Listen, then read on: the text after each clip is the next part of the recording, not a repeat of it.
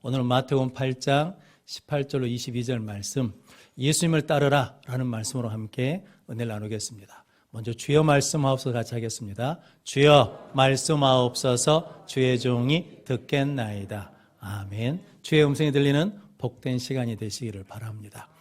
예수님께서는 오늘 본문 말씀에서 너는 나를 따르라 라고 말씀하십니다. 저는 본문 말씀을 통해서 우리가 어떻게 해야 예수님을 따를 수 있는지 함께 은혜를 나누므로 우리 모든 성도들이 예수님을 따르는 거룩한 성도들 되시기를 바랍니다. 예수님을 따르라, 첫 번째는 내세를 보고 따르라입니다. 오늘 20절 말씀 같이 읽겠습니다. 예수께서 이르시되 여우도 굴이 있고 공중의 새도 거처가 있으되 인자는 머리 둘 곳이 없다 하시더라. 아멘. 마태복음 8장에서 예수님이 나병 환자를 고치시고 그리고 백부장의 하인을 고쳐주시고 베드로의 장모의 열병을 고쳐주시니까 사람들이 안식일이 끝나기를 기다렸습니다. 안식일이 끝나자마자 사람들이 귀신 들린 많은 사람과 병자들을 예수님께 데리고 왔더니 예수님께서 말씀으로 귀신을 쫓아내주시고 병자들을 다 고쳐주셨거든요. 그랬더니 오늘 18절 말씀에 무리들이 예수님을 에워쌌습니다. 예수님을 추정하고 예수님을 높이고 예수님을 찬양했거든요. 그때 한 서기관이 그것을 보고 선생님 어디로 가시든지 저는 따르겠습니다 라고 고백했습니다. 그 말을 들은 예수님이 그래 너는 나를 따라라 라고 하시든지 아니면 너는 아직 안 된다 라고 하시면 될 텐데 오늘 20절 말씀에 여우도 굴이 있고 공중의 새도 거처가 있는데 인자는 머리 둘 곳이 없다 라고 말씀하시면서 서기관이 왜 예수님을 따르려고 했는지를 우리에게 말씀해 주시거든요. 서기관은 율법을 가르치는 사람입니다. 그래서 권위 있는 사람이거든요. 그런데 이 서기관들이 어떤 납비를 모시고 있냐에 따라서 자기들의 존재 가치가 달라진다는 거거든요. 그래서 그 당시에는 유명한 납비가 있으면 사람들이 좋아하는 납비가 있으면 그 납비 수하에 들어가려고 노력한다는 거죠. 그러면서 나는 누구누구의 제자다. 나는 누구누구의 따르는 사람이다. 라고 하면서 자기가 높아지기를 원하는 사람들이 있었다라는 거거든요. 그런데 예수님께서는 네가 나를 따르면 네가 높아지거나 아니면 호의호식하는 게 아니고 여우도 굴이 있고 공중의 새도 거처가 있는데 인자는 머리 둘 곳이 없는 것처럼 나를 따라다니면 힘들기도 하고 고생할 수도 있다. 그래서 나를 따르는 것은 출세하려고 따르는 것이 아니라 나를 닮기 위해서 따르는 것이다 라고 말씀해 주십니다. 제가 이번에 손양원 선교의 주체로 베트남 북부 지역에 선교를 다녀왔습니다. 목사님 10분이랑 같이 다녀왔는데 거기에서 20년 동안 선교하신 김승봉 선교사님이 베트남은 원래 58개 부족으로 된 다민족 국가랍니다. 근데 그 중에서도 34개 소수민족이 베트남 북부 쪽에 살고 있다라는 거거든요. 근데 그 소수민족 중에 흐몽족이라고 있는데 이 흐몽족이 미국 선교단체에서 필리핀에다 거점을 두고 우리 식으로 하자면 극동방송처럼 15분마다 소수민족 언어로 복음 설교를, 복음 방송을 내보내는 겁니다. 그런데 흐몽족이 자기 언어로 들려지는 복음 방송을 듣고 그 부족이 회심하기 시작했습니다. 그래서 몇 명이 회심했냐면 30만 명이 회심했답니다. 라디오를 딱 틀었는데 그때 딱 복음이 들리는 거예요. 근데 그 복음을 듣고 흐몽족 30만 명이 개종했다라고 합니다. 근데 이 사실이 하노이 신문에서 1990년대부터 알려지기 시작했답니다. 그래서 베트남은 공산국가거든요. 그래서 종교를 탄압합니다. 그래서 흐몽족을 탄압하고 박해하기 시작했답니다. 그래서 34개는 부족으로 다 흩어버렸답니다. 원래 부족끼리 사는데 다른 부족이 그곳에서 산다는 것이 자리 잡는 것이 쉽지 않거든요. 그러니까 너희들은 그렇게 살다가 죽으라는 거거든요. 그리고 가장 가난한 지역, 아무도 살지 않는 땅에다가 이 흐몽족을 정착시키도록 쫓아냈답니다. 그런데도 불구하고 이 흐몽족은 그 어려움 속에서도 계속 예수를 따르는 삶을 살았다는 거거든요. 시간이 지나가지고 2000년이 들면서 흩어졌던 흐몽족들이 그 소수민족의 복음을 전하는 구루터기가 되고 가장 가난한 지역에 쫓아냈는데 그 지역에 커피를 생산하게 돼가지고 주 커피 생산지가 되어서 지금은 잘 사는 곳이 되었다라고 하거든요. 베드로도 예수님께 마태복음 19장에 보면 묻습니다. 예수님, 우리가 모든 것을 버리고 예수님을 따랐는데 우리가 얻는 것은 무엇입니까? 라고 묻거든요. 그때 예수님께서 마태복음 19장 28절로 29절 말씀 같이 읽겠습니다. 예수께서 이르시되 내가 진실로 너희에게 이르노니 세상이 새롭게 되어 인자가 자기 영광의 보좌에 앉을 때에 나를 따르는 너희도 12 보좌에 앉아 이스라엘 12지파를 심판하리라. 또 내 이름을 위하여 집이나 형제나 자매나 부모나 자식이나 전토를 벌인 자마다 여러 배를 받고 또 영생을 상속하리라. 아멘. 베드로에게 예수님이 말씀하시기를 나를 따르는 자는 하나님 보좌에 앉게 되고 그리고 여러 배를 받고 영생을 상속하리라 라고 말씀해 주셨습니다. 즉 베드로에게 너 나 따를 때 현실 보지 말고 현세를 보지 말고 내세에 네가 누릴 것을 보면서 나를 따르라 라고 말씀해 주셨습니다. 후몽족 사람들도 예수를 따를 때 지금 좋아진 것이 아니라 무엇을 보면서 천국을 보고 내세를 보면서 지금은 힘들고 어려워도 우리는 어디에 간다는 겁니까? 천국에 간다라는 믿음으로 예수를 따랐더니 예수님께서 여러 배로 받게 하시고 영생을 상속하는 은혜를 주셨습니다. 그래서 예수님이 우리에게 너희들 하늘 보고 살아야 된다. 하나님 나라를 바라보며 살아야 된다라고 말씀하시면서 요한복음 14장 3절 말씀 같이 읽겠습니다. 가서 너희를 위하여 거처를 예비하면 내가 다시 와서 너희를 내게로 영접하여 나 있는 곳에 너희도 있게 하리라. 아멘. 예수님이 부활 승천하시면 예수님께서 하나님 나라를 예비하시고 그곳에서 우리와 함께 하시도록 준비하고 계신다라고 말씀하거든요. 즉 너희는 땅에 살지만 땅을 바라보지 말고 하늘을 바라보고 살아야 된다.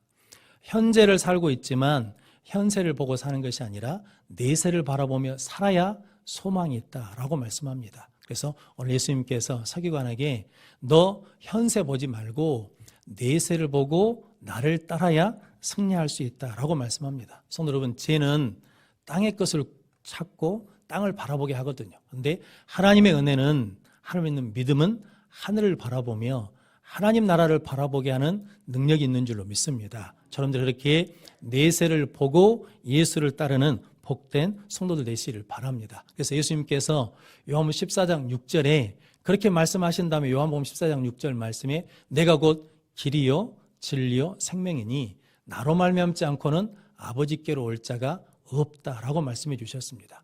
예수님을 따르는 길이 가장 안전한 길이고 예수님을 따르는 길이 영원한 생명의 길이고 가장 가치 있는 길이다라고 말씀해 주셨습니다. 그럼 성도 여러분, 여러분들도 지금 현실을 보는 것이 아니라 현세만 보는 것이 아니라 내세가 있음을 믿고 내세를 바라보며 예수를 따르는 믿음의 성도들 되시기를 바랍니다.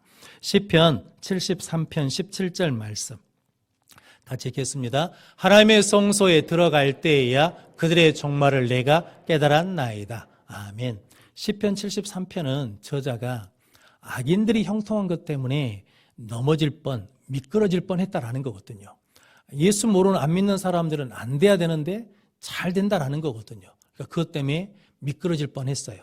넘어질 뻔했어. 그런데 언제 알았냐면 성소에, 하나님 성소에 들어갈 때야 내가 그들의 종말을 깨달았다라는 거죠. 누가복음 16장에 보면 부자와 거지 나사로 이야기가 있거든요. 예수님께서 부자와 거지 나사로 이야기를 말씀해 주십니다. 둘 다 죽었습니다. 거지 나사로는 아브라함 품에 안겼습니다. 그런데 부자는 음부의 불꽃에 떨어졌습니다. 그 상황을 보고 부자가 음부에서 나사로를 시켜서 손가락에 물을 묻혀서 물 한 방울 떨쳐달라는 거거든요. 그때 아브라함이 이렇게 말합니다. 너와 우리 사이에 큰 구렁텅이가 있어서 갈 수도 없고 올 수도 없다는 거거든요. 그러자 이 부자가 이렇게 말합니다. 나에게 5 형제가 있으니까 나사로를 우리 형제에게 보내줘서 이 고통받는 곳에 오지 않게 해달라는 거거든요. 그때 예수님이 이렇게 말씀하십니다. 모세와 선지자를 통해서 말씀을 듣지 않으면, 말씀을 받지 않으면 죽은 자가 살아서 가도 구원면을 받지 않는다라고 말씀하거든요. 성도 여러분, 우리가 믿음이 있어야 어디를 바라볼 수 있냐면 하나님 나라를 볼 수 있고, 예수님은 우리에게 반드시 뭐가 있다는 겁니까? 천국과 지옥이 있다, 내세가 있다. 그러니까 너희들 내세를 보고 나를 따르라 라고 말씀합니다. 거기 선교사님이 이런 말씀도 하나 해주시더라고요. 거기 소수민족이 있는데 어느 소수민족으로 말씀하지 않으시고 거기에 교회가 없으니까 거기 북경, 중국하고 국경을 접하고 있는데 중국 쪽에는 교회가 있으니까 주일이 되면 국경을 넘어서 교회 가서 예배를 드리고 다시 마을로 돌아온다는 거거든요. 이렇게 사람들이 주일 성수와 예배 드리는 이유는 무엇 때문이겠습니까? 예배를 드려야 하나님을 바라볼 수 있고, 예배를 드려야 하늘을 바라볼 수 있고, 예배를 드려야 내세를 볼 수 있기 때문에 예배를 드리고 내세를 보며 예수를 따르는 삶을 계속하고 있다는 거거든요.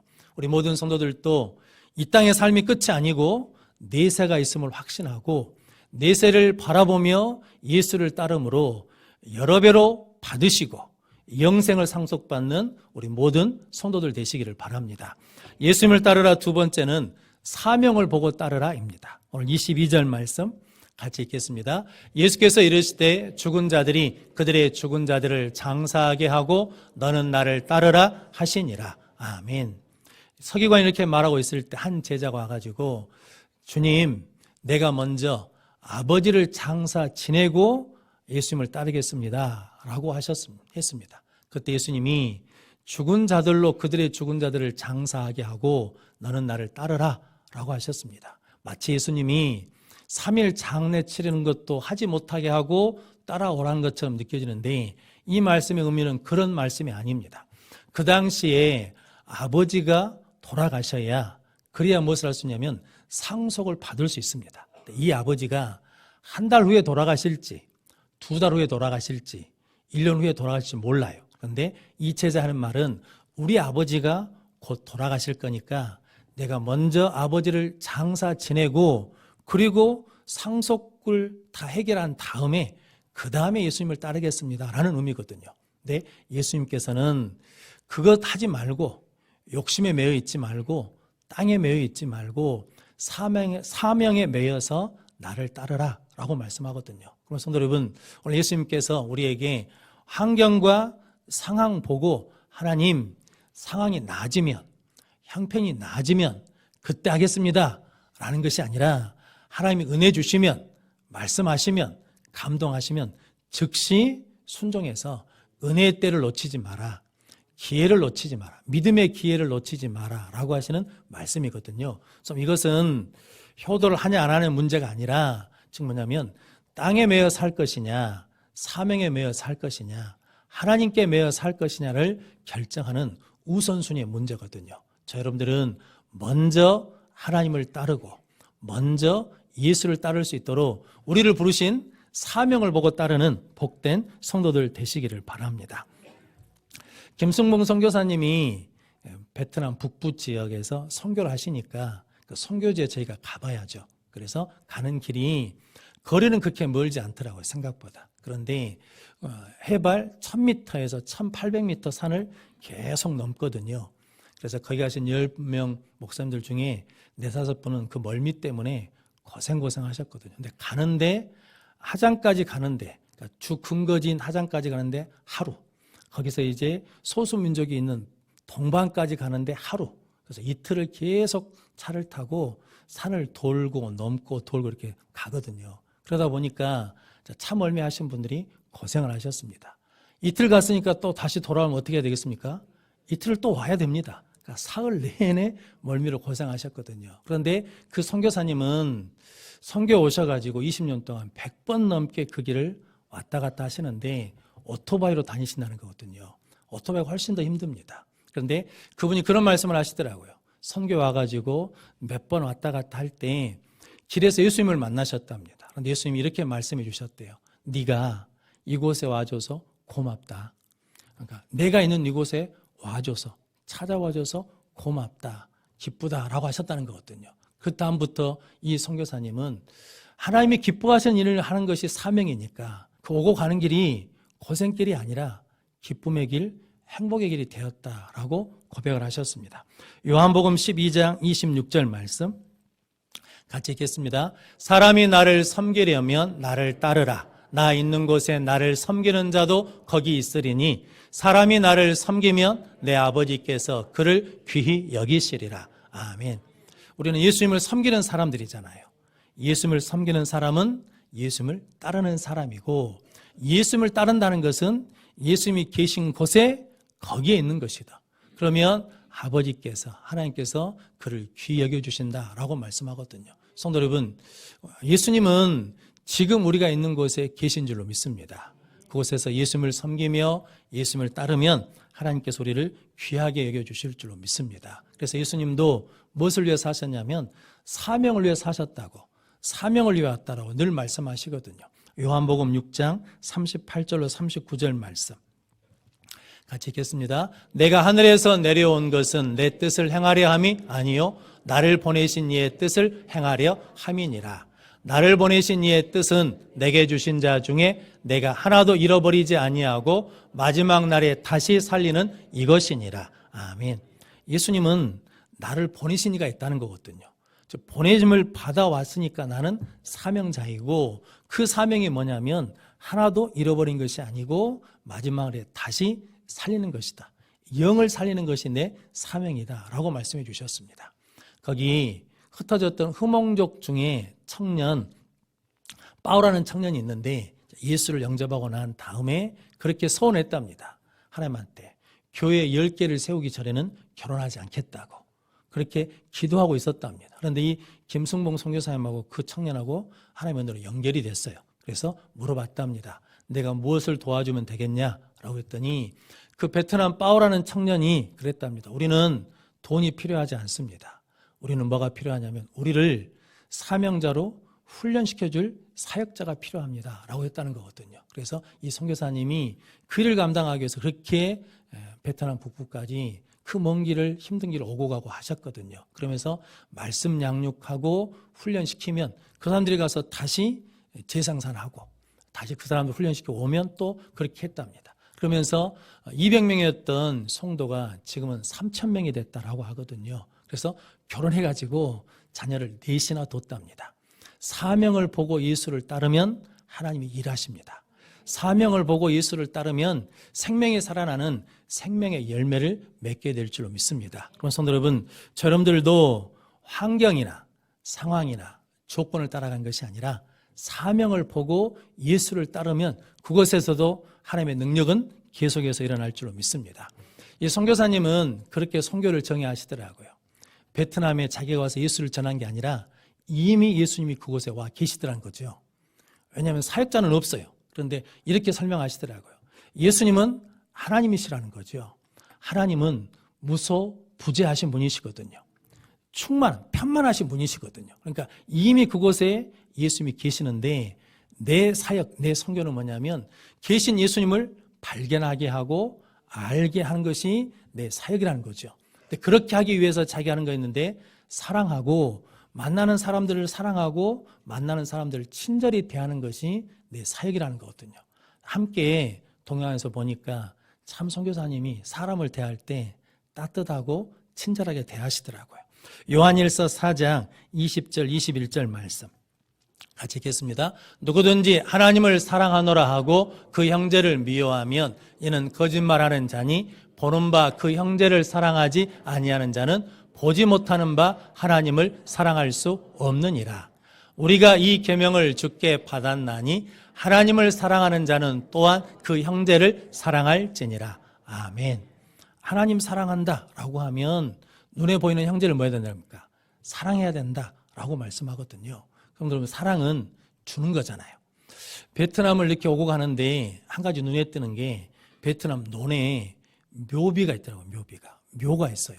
그래서 좀 희한하지 않습니까? 그래서 물어봤더니 베트남 부모님들은 자식들을 유별나게 사랑한대요.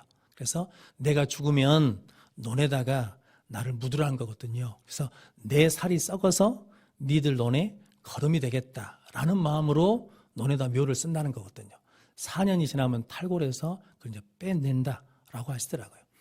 육신의 부모도 육신의 자녀가 잘되도록 하기 위해서 뭘 줍니까? 자기 몸을 줍니다. 하나님 우리를 그렇게 사랑해 주셨잖아요. 하나님이 우리가 아직 재현되었을 때 예수님께서 우리를 위해 죽으심으로 하나님께서 우리에게 대한 자기 사랑을 확증해 주셨거든요. 그 사랑을 받았으니 이제 우리도 뭐라는 겁니까? 사랑하라라는 거거든요. 그러면서 그런 생각을 해봤습니다. 우리는 영의 부모인데 영의 자식들을 위해서 우리는 무엇을 심어줄 수 있을까? 기도를 심어야죠. 믿음의 씨앗을 심어줘야, 은혜의 씨앗을 심어줘야 그들이 그것을 가지고 살지 않겠습니까? 왜냐하면 예수님이 마태복음 28장 19절로 20절 말씀 같이 읽겠습니다. 그러므로 너희는 가서 모든 민족을 제자로 삼아 아버지와 아들과 성령의 이름으로 세례를 베풀고 내가 너희에게 분부한 모든 것을 가르쳐 지키게 하라. 볼지어다 내가 세상 끝날까지 너희와 항상 함께 있으리라 하시니라. 아멘. 뭘 가르치라는 겁니까? 가르쳐 지키게 하라. 복음의 증인으로 사는 것을 가르쳐 지키게 하라라고 말씀하십니다. 그래서 여러분, 여러분들이 우리 자녀들이 내세를 보고 자랄 수 있도록, 사명을 보고 자랄 수 있도록 믿음의 씨앗을 심는 복된 성도들 되시기를 바랍니다. 베트남 갔더니 좋은 분재들이 많더라고요. 그 분재를 보면서 한 목사님이 그런 말씀을 하셨습니다. 분재를 외국에서 한국으로 가져오는 방법이 있대요. 어떤 방법이냐면 그 나라에 분재가 있으면 분재를 뽑는답니다. 그리고 흙을 다 털어내요. 흙을 다 털어내고 뿌리를 깨끗이 씻은 다음에 물에다 담가 놓는데요. 며칠 담가 놓으면 뿌리가 물을 빨아들이지 않겠습니까? 그러면 그 분재를 그 뿌리채 그냥 한국으로 가지고 온답니다. 그리고 한국에 흙에다 갖다 이제 심어요. 거기서 살면 그 분재가 살아나면 그때 뭐가 되냐면 수천만 원 혹은 수억짜리 가치 있는 분재가 된다라는 거거든요. 오늘 본문 말씀을 이제 결론을 그렇게 맺고 싶은 거겠죠. 우리는 예수 따르는 사람들이거든요. 그러기 위해서는 무엇을 털어야 되겠습니까? 세상의 흙을 털어야죠.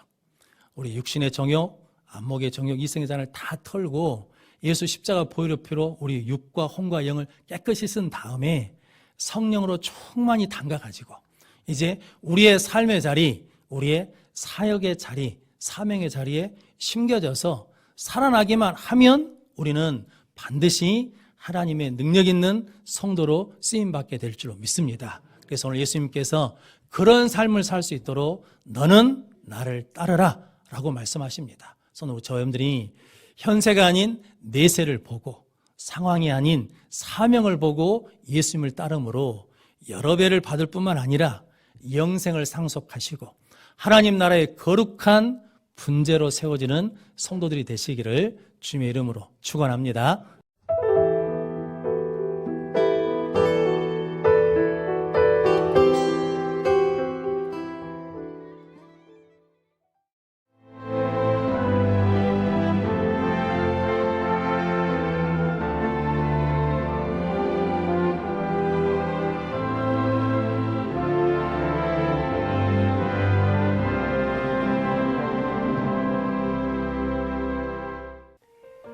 CBS를 사랑해 주시는 전남 지역 청취자 여러분, 안녕하십니까?